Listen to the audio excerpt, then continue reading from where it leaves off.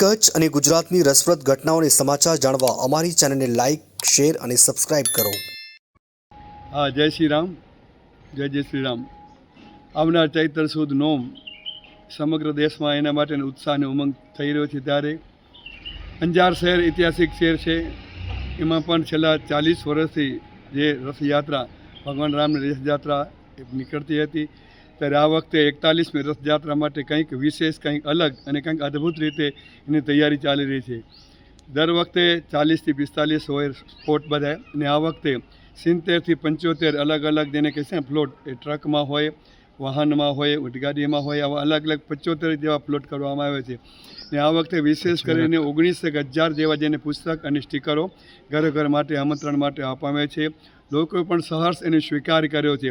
એટલે આવનાર દિવસ ચૈત્ર સુદ નોમના દિવસે જે રવાડી નીકળશે, જે શોભાયાત્રા નીકળશે, જેને કહેશે કે અદ્ભુત રીતે હશે. એના માટે 600થી 700 કાર્યકર્તાઓ રાત અને દિવસ મહેનત કરી રહ્યા છે. સમગ્ર શહેર જેમને કહી શકાય ને એક અલગ જ માહોલ, એક ધાર્મિક માહોલ, જેની એક લાઇટનો શણગાર છે, ઝુમ્મર વાદ્યનો શણગાર છે. અલગ અલગ જગ્યાએ લોકો પોતપોતાના ઘર આંગણે રંગોળીઓ છે, ધજા પતાકા દે, વાહનોમાં શું, શેરીઓમાં શું, ગલીઓમાં શું, અદ્ભુત રીતની તૈયારી આ દિવસની ચાલી રહી છે. એ દિવસે આપણે સૌ સમગ્ર રાજ્યવાસીઓ, સમગ્ર દેશવાસીઓ અને સમગ્ર શહેરવાસીઓ રથયાત્રામાં જોડાય એવી આપણા ચેનલના માધ્યમથી સર્વને હાર્દિક આમંત્રણ આપીએ છીએ.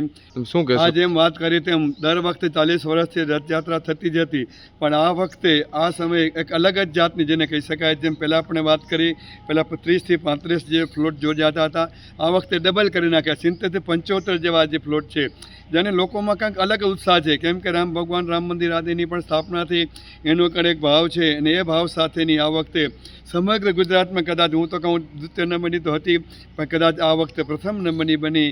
એ રીતના તૈયારી સમગ્ર શહેરમાં, શહેર આજુબાજુના ગામડાઓ છે, એના માટે થઈને અદ્ભુત રીતની તૈયારી આ વખતે ચાલી રહી છે. સૌને હૃદયપૂર્વકની એડવાન્સમાં ખૂબ ખૂબ શુભેચ્છાઓ.